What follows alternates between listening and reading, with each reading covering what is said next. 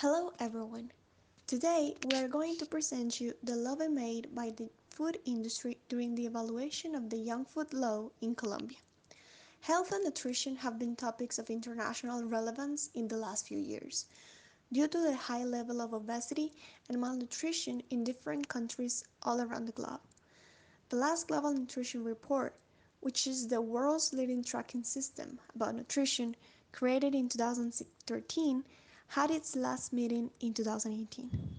In the company of different nation representatives, the UN Decade of Action on Nutrition from 2016 to 2025, and the Sustainable Development Goals, some conclusions were made, and they showed that the levels of malnutrition are very high, and governments have not shown progress in their goals. Globally, malnutrition is responsible for more ill health than any other cause. Children under 5 years of age face multiple burdens. 150.8 million are stunted, 50.5 million are wasted, and 38.3 million are overweight. Meanwhile, 20 million babies are born of low birth weight each year. Overweight and obesity among adults are at record levels, with 38.9% of adults overweight or obese, stretching from Africa to North America and increasing among adolescents. Furthermore, the situation in Colombia is not far from global statistics. According to a study developed by the Colombian Ministry of Health and Social Protection in 2015, 24% of children in school age from 5 to 12 years old are overweight, and 72% spend a lot of time in front of a screen. The numbers are higher while the age does. In summary, up to 2019, Colombia's adult population also faced a malnutrition burden. 21.1% of women of reproductive age have anemia, and 8.7% of adult women have diabetes compared to 8.3% of men. Meanwhile, 26.6% of women and 17.6% of men have obesity. Some nutrition experts explain that this problem is mostly created by the lack of nutritional information that food has, leaving a population that lacks education on these issues unprotected. Obesity and overweight have been growing not only in children and adolescents, but also in adults in the last 10 years. Colombia has a higher consumption of milk, salt, saturated fat, sugar, sweetened beverages, and whole grain, while it lacks from nuts and seeds, omega-3, red meat, and vegetables. All statistics about malnutrition are growing. The panorama and context in which the development of the law 2014 from 2018 about young food was developed was not very positive. For this reason, the evaluation of a new measure was established. Obesity produces different illnesses such as diabetes, hypertension, cardiovascular disease, respiratory problems, asthma, arthritis, and some cancers. Due to this, a law regarding the regulation and information provided to consumers is necessary. The proposed Law 214 from 2018 tried to establish: first, the law wanted to include food labels to know if the food that we buy is nutritious or not. Simple and clear information that every consumer can understand, due to the actual nutritional information that each drink or food has in general is confusing, or even the size of the charts are surprisingly little, making it difficult to read and to know the meaning of it. The second point was about trying to decrease the amount of advertisements about junk food directed to kids. This combines the idea of reducing sedentary lifestyle and fake promises of products. 23% of advertisement is about food and beverages, and 53% of them are published in the kids TV section. Third, promote healthy habits for children at schools as water fountains and healthy food stores and cafeterias.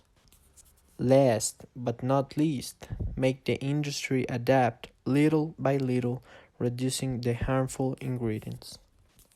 The process of development of the law received a lot of lobby from the industry to reduce the measures and delayed the procedure in different countries in Latin America. These kinds of law have been already approved, as in Peru, where they have the octagons to represent the high levels of ingredients that a certain product contains.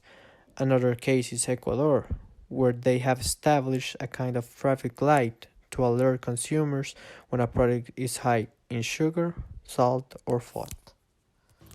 Some of the congressmen who have demonstrated to be against this law have expressed that this law would affect the economy to a great extent, leaving thousands of neighborhood stores without income and causing great harm to the country's farmers. But this law is already working in different neighboring countries, such as Chile and Ecuador. It has not caused the damage that these congressmen say. On the other hand, they have provided more benefit than harm to society, and it's because food has been replaced by cleaner ingredients that are harvested by the country's farmers, generating more income for them. In regards to neighborhood stores, sugary drinks, or foods that may contain a nutritional table that can generate obesity are not the ones that bring the most income to these stores. And in the case of the countries that have closed, it may not by the law that congressmen they attack, but in the case of Mexico, the large supermarkets were those that greatly affected these stores. Now let's talk about parties in favor. On June 5th of 2019, Red Papas and other supporters as FIAN, Educar Consumidores, International Action Network of Infant Feeding, IFEFAN, LAC, and Obusinga had a sit-in to pressure the Congress.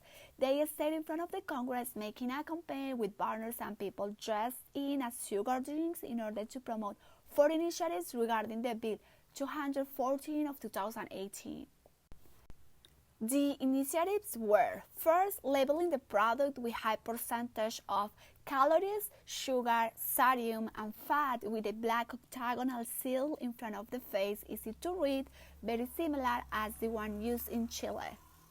The second initiative was the ban of advertising oriented to kids from 6 a.m. to 11 p.m., where most of the products advertised have high level of sugar, sodium, and fat. This initiative started with the need of protecting what kids are watching, especially those commercials that tell kids that they can become superheroes when eating some processed product. The third initiative was for prohibit the sales of processed products in schools and to promote the installation of water fountains and other ideas to promote healthy habits in early ages. Last but not least was the declaration of obesity as a public health disease concern that the government must pay attention to. Red Papas also launched a video where they wanted to inform the community about the health risk of eating these processed products, where 1 in 6 kids are overweight. However, the consortium of private national channels, which include RCN and Caracol, refused to transmit the video because it did not comply with the technical specifications. The video lacked in scientific support and they could not be responsible for the misleading advertising. As a response, Red Papas provided the scientific information that supported the message in the public page www.nocomasmasmentiras.org/ and offered to sign an agreement to exonerate the channels for any responsibility of misleading advertising. Red Papas also filed a tutelage against RCN and Caracol in 2018. The tutelage was resolved in favor of Red Papas and the Bogota court ordered the consortium to broadcast the message through its channels. They did it, but only through radio. Carolina Pinedos, the director of Red Papas, argued that the level using nowadays, which is GDA, is based on a 2,000 calorie daily diet, which is an adult measure. They are not specified for children, and also they are not easy to read. We will also see the point of view of the main six parties that are against this. The first one being Andy, which was invited to a debate where they said that people have the right to have complete information of nutritional components in the product. However, they consider that the Ministry of Health is one that should define the technical regulations that labeling must have. Another point was they want to promote nutritional information with scientific support, prohibit the ban of publicity that scares customers, and the black octagonal seals could increase bulimia and anorexia in the country because they expand the fear of food. They also said that Chile is the only country that has included the black octagonal seals and has not reduced obesity. The second one being Fenalco. They say, according to La República, Fenalco's international trade vice president, Eduardo Bisbal, stated that more labels did not necessarily mean better results because there was enough information already.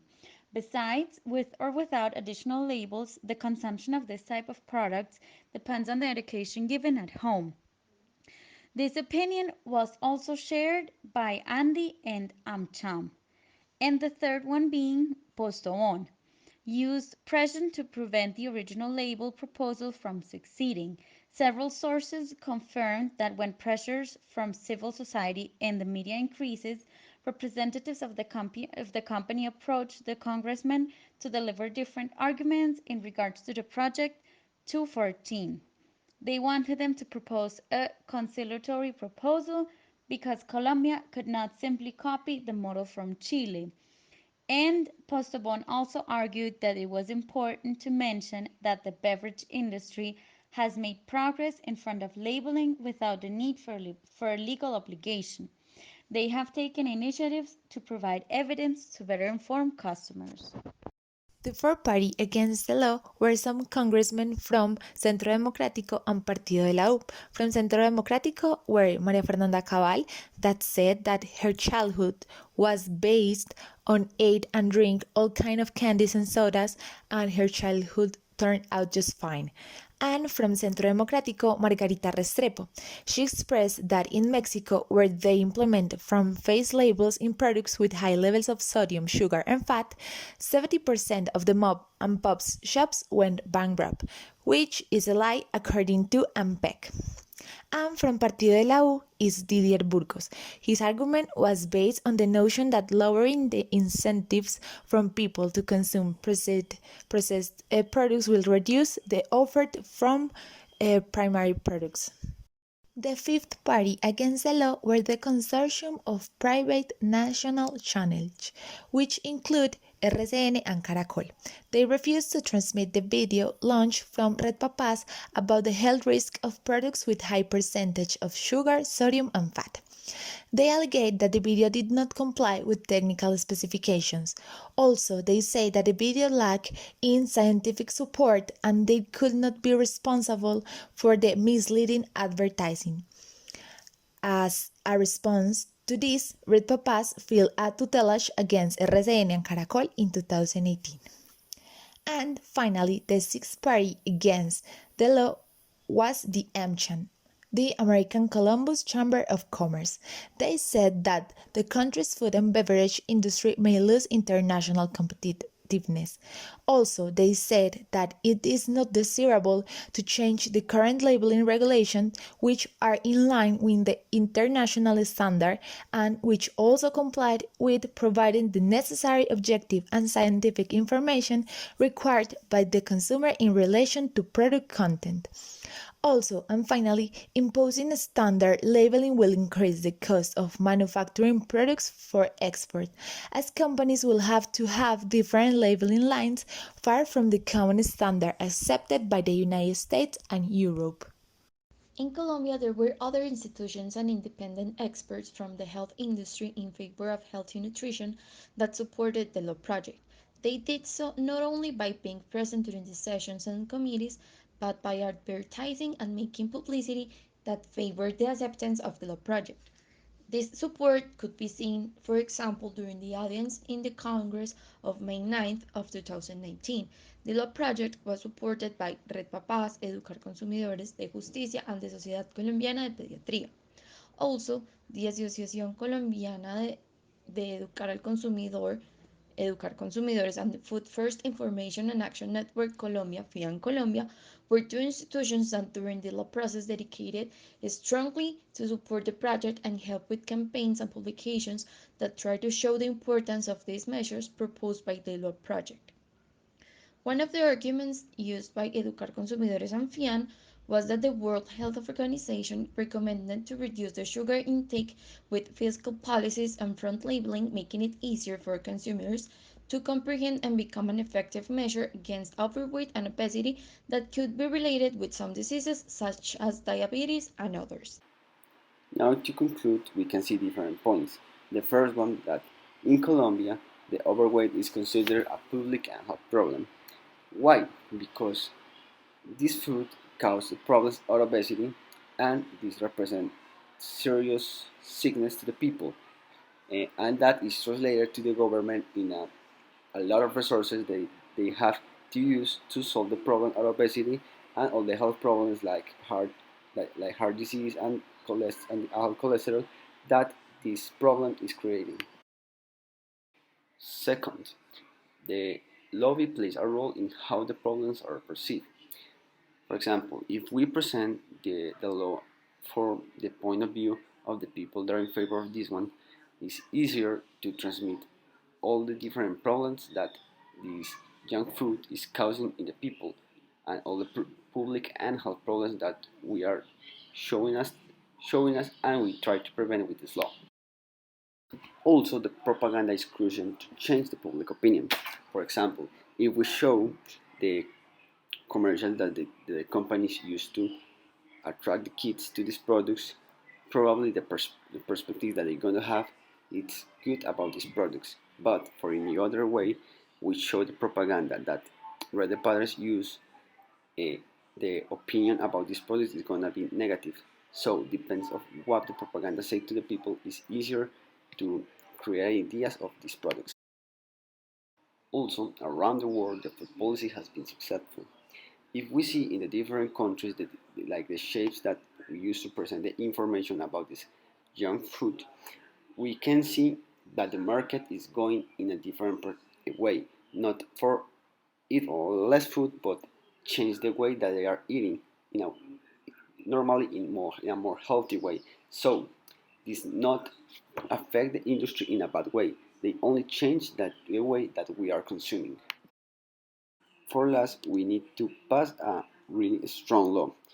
This because if we pass a law that have a lot of problems, when we need to solve again these problems, this other law is gonna use to represent to say that we already have a law that try to solve this problem. So when we need something more strong, is this old law can be an excuse to new practice a new way to protect our people.